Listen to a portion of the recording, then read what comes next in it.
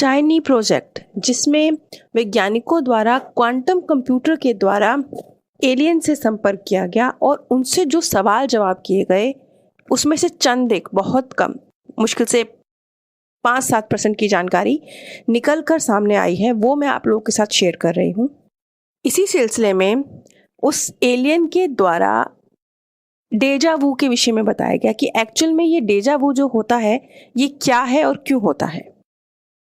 तो जैसे कि ये जो चाइनी प्रोजेक्ट है ये 5 साल चला और उस एलियन से जो कि उस ग्रह का एक छोटा सा बच्चा था उससे संपर्क हो पाया। अब ये कैसे हो पाया?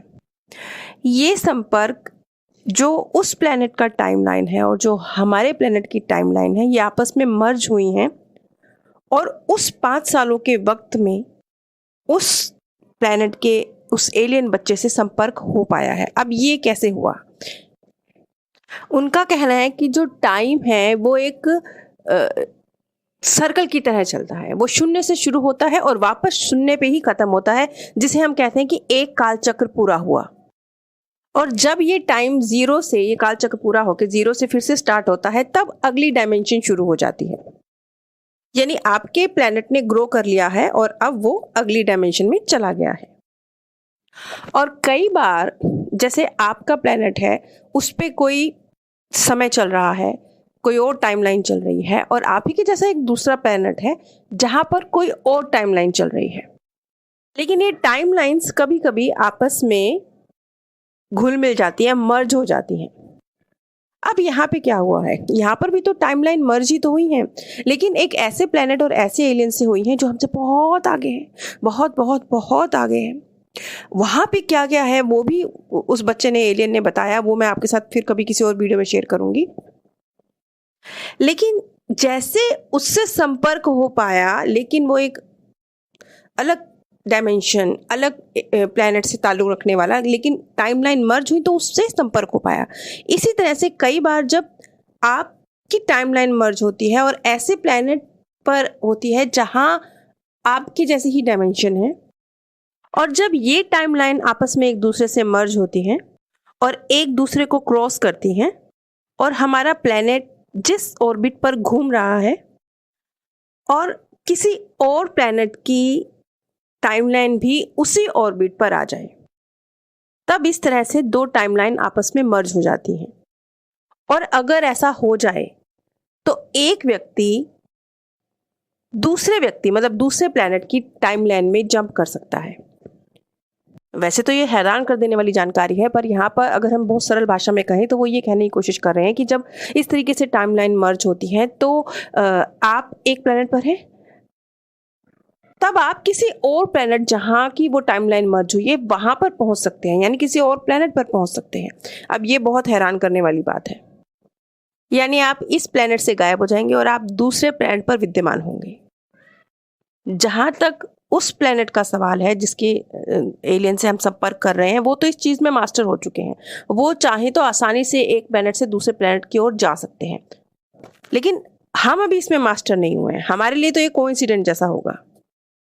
अब जैसे कुछ लोगों को डेजा वू होता है तो वो डेजा वू में इस तरह का जिक्र करते हैं कि जो घटनाएं वो देख रहे हैं वो पहले से वो देख चुके हैं, या अब जो होने वाला है इस घटना के बाद अगला क्या होने वाला है वो उन्हें पहले से पता है, और उनको ये फीलिंग आ रही है कि ये सब कुछ मैं पहले जी चुका हूं, मेरे को सब पता है। इसे हम डेजा वू कहते हैं। और कई बार जो ये, जैसा हमने बताया कि 2 टाइमलाइन मर्ज हो रही हैं, तो ये टाइमलाइन इस तरीके से मर्ज होती है कि आप जंप नहीं कर सकते उस प्लेनेट पर, लेकिन उसे देख सकते हो और बातचीत कर सकते हो। दोनों प्लैनेट्स दो अलग अलग टाइमलाइन मर्ज हो रही हैं, वहां बातचीत हो सकती है लेकिन जा नहीं सकते। और जब इस तरीके से टाइमलाइन मर्ज होती है तो किसी और प्लेनेट पर आप ही की जो कॉपी मौजूद है, आप ही के जैसा जो मौजूद है, वो जो कुछ कर रहा है आपको लगता है कि वो आप हैं, आप कर रहे हैं। अब एक्चुअल में क्या है? एक्चुअल में आपकी जो टाइमलाइन है वो 4 दिन पीछे की है, और जो वो प्लेनेट है उसकी जो टाइमलाइन है वो 4 दिन आगे की है या 4 साल आगे की है। इसलिए आपको लग रहा है कि ये मैंने किया है, लेकिन वो एक्चुअल में किसी और प्लेनेट पर आप ही के जैसे जो आपकी कॉपी है उसने किया है। और ये जो डेजा वू वाली फीलिंग है ये इसकी वजह से क्रिएट होती है, यानी आपको ये गलतफहमी क्रिएट हो रही है कि ये सब चीजें आपके जीवन में हो रही हैं, आपके साथ हो रही हैं, अभी आपके प्लेनेट पर हो रही हैं, लेकिन एक्चुअल में वो कहीं किसी और प्लेनेट पर हो रही हैं। अब क्योंकि ये टाइम लास्टिक की तरह है, तो वो जो एंटिटी है उसने हमें सिर्फ, जैसे कि मैंने पिछली कड़ियों में बताया था कि उसने ईयर नहीं बताया था, उसने सिर्फ तारीखें बताई थी, महीना बताया था, वो ईयर नहीं बता पाया था। अब जैसे ये जो प्लेनेट पर ये एलियन एंटिटी है, वहां पर मून नहीं है, ये अपना मून समाप्त कर चुके हैं। अब अपना मून इन्होंने क्यों समाप्त किया ये कभी और डिटेल में किसी और कड़ी में बताया जाएगा, लेकिन कम शब्दों में अपना मून उन्होंने इसलिए समाप्त किया था क्योंकि उस मून के द्वारा इनको कंट्रोल करने की कोशिश की जा रही थी। जैसे हमारी धरती पर भी मून की वजह से हमारे मूड पर फर्क पड़ता है, मतलब एक तरह से हमें कंट्रोल किया जाता है। अब हमारी जो टाइमलाइन है इस पर, क्योंकि उनका तो मून नहीं है, उनके लिए टाइम अलग तरह से एग्जिस्ट करता है, तो हमारी टाइमलाइन में हमारे समय को समझने के लिए वो लोग, जो ये सभ्यता है, जो ये प्लेनेट की 28 दिन का महीना मानकर और 13 महीने मानकर कैलकुलेट करते हैं। ऐसा ही कुछ हिंदू कैलेंडर में भी है। शायद यही वजह रही है कि वो जो एलियंस है वो बहुत एक्यूरेटली हमें सन और महीने और तारीखें नहीं बता पाया है। आगे उसने कहा कि जो आपकी टाइमलाइन है, जो आपका वक्त है, वो डायरेक्टली मून से कंट्रोल हो रहा है, और अगर मून एग्जिस्ट ना करे तो आपके लिए समय एग्जिस्ट नहीं करेगा, और जब समय एग्जिस्ट नहीं करेगा तो वो स्थितियां बहुत बेहतर होंगी। वो कैसे और क्या होंगी आगे आगे आने वाली कड़ियों में इसका जिक्र होगा। अब जैसे मून है तो मून का असर पेड़ पौधों पे, जानवरों पे, पक्षियों पे, समुद्र पे, सब पर पड़ता है। आगे उसने बताया कि जब मून को समाप्त कर दिया गया उनके प्लेनेट पर, तो जो सबसे बड़े चेंज आया उसमें से एक चेंज ये था कि वहाँ के लोगों का मूड कंट्रोल हो गया। वो जो मतलब गुस्सा है, नफरत है, वो सब चीज़ें खत्म हो गई। और सब सब मतलब सब चाहे वहाँ पे जो भी थे, जैसे जीव जंतु या इंसान, वहाँ जो कुछ भी थे, उन सब में धीरज और शांति आ गई। वो जो इमोशनल बैलेंस है वो करना सीख लिया सबने। डर और घबराहट जैसी चीजें, मूड स्विंग जैसी चीजें उस प्लेनेट से बिल्कुल खत्म हो गई। और ये चेंज बहुत ही सडन आया, एकदम से आया, बहुत जबरदस्त, बहुत बड़े स्तर पर आया। और ऐसा चेंज कब आया? जब उन्होंने अपने मून को समाप्त किया। और वो क्यों किया, उसके पीछे भी कुछ रीजन है। क्योंकि हमारे मून द्वारा भी हमें कंट्रोल किया जा रहा है, उनके मून द्वारा भी उनको कंट्रोल किया जा रहा था। और इसके अलावा वहां के मौसम पे बहुत सकारात्मक असर पड़ा। जो तूफान आते थे समुद्र में वो बिल्कुल खत्म हो गए। जो मतलब एकदम से तबाही वाला जो मौसम बन जाता था वो खत्म हो गया। मतलब चाहे वो मौसम की बात हो, चाहे वो मन की बात हो, दोनों ही संतुलित हो गए। वो जो एक्सट्रीम था, वो जो गड़बड़ें होती थी दोनों ही चीजों में, मौसम में भी और मन में भी, वो खत्म हो गई। जैसे पृथ्वी पर कभी बहुत ज्यादा ठंड हो रही है, कभी बहुत ज्यादा बारिश आ रही है, कहीं पर तो बिल्कुल भूचाल आ गया है, अकाल पड़ गए हैं, कहीं पर बाढ़ आ रही है, कहीं पर बारिश को तरस रहे हैं, कहीं बारिश ही बारिश हो रही है। ये सारी चीजें वहां खत्म हो गई।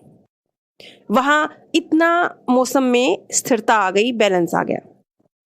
और एक तीसरा बहुत जबरदस्त और खूबसूरत परिवर्तन आया उस प्लेनेट पर कि अभी जैसे हम 7 रंग देख पाते हैं ना, हमारे लिए रंग क्या है, लिमिटेड है कि ग्रीन कलर के पौधे हैं, स्काई ब्लू कलर का, हमारे लिए रंग 7 रंगों में हमने डिवाइड करे हुए हैं। वहां पे निहायत ही खूबसूरत और भी ढेरों रंग उनकी प्रकृति में शामिल हो गए, और जो बेहद ही सुंदर हैं। और एक जो निहायत ही जबरदस्त परिवर्तन आया मून के समाप्त होने पर उनके प्लेनेट पर, वो ये था टेलीपैथी का। मतलब खास तौर पे जो आपके अपने होते, माँ बाप, भाई बहन, इनके बीच में जो टेलीपैथिक संबंध है, मन को पढ़ लेना, वो बहुत इजी हो गया। जब टेलीपैथिक रूप से आप सामने वालों को, खासतौर पे अपने परिवार के लोगों को और बहुत बाहर की दुनिया को भी समझना, और बिना किसी विशेष कला के, बिना ये स्वाभाविक गुण उनके अंदर डेवलप हो गया। जैसे हम चलते फिरते हैं, सांस लेते हैं, स्वाभाविक रूप से ये चीज उनके अंदर डेवलप हो गई कि वो टेलीपैथिक रूप से सामने वाले से संपर्क कर पाए। खास तौर पे जो माता पिता और बच्चे हैं, भाई बहन हैं, उनके बीच में आपस में मन को समझने की स्थितियाँ बहुत ही खूबसूरत तरीके से आगे बढ़ी। ये जो इतने सारे चेंजेस हैं, ये इतने ही खूबसूरत हैं कि मून के समाप्त होते ही उनके प्लैनेट की काया पलट हो गई। इसके अलावा भी और ढेरों जानकारी हैं जो बेहद हैरत अंगेज हैं और बस हमें हिला के रख देने वाली हैं। बहुत सारी चीज़ें ऐसी हैं जो आपको बिल्कुल अनबिलीवेबल लगेंगी। आप बोलेंगे कि नहीं, ये क्या है, कैसे बिलीव करें।